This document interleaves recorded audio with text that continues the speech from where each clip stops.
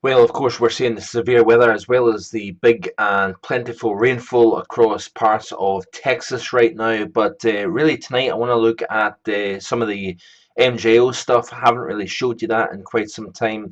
And it really is starting to favour the Caribbean development week 1 into 2 of June.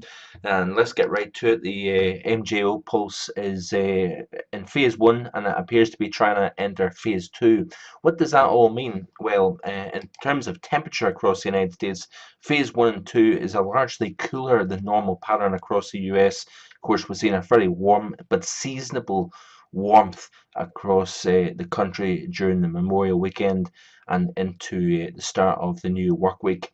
But certainly it looks as if really it's a predominantly cooler than normal pattern across the country, really through the first half of June, I think.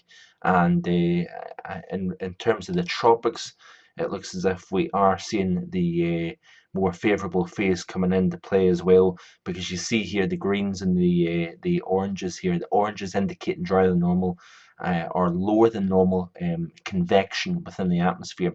But the modelling is suggesting that we shift the height falls across the East Pacific. Of course, we're seeing height falls in the East Pacific, increased convection, and the development of Hurricane Amanda, which became the strongest hurricane so early for the East Pacific. But notice here the greens do start to show up over the Caribbean into the next couple of weeks here, folks. So we're paying attention to the Caribbean, and of course the GFS in response is having taken a system out of the Caribbean, regardless of whether it's hybrid or purely tropical.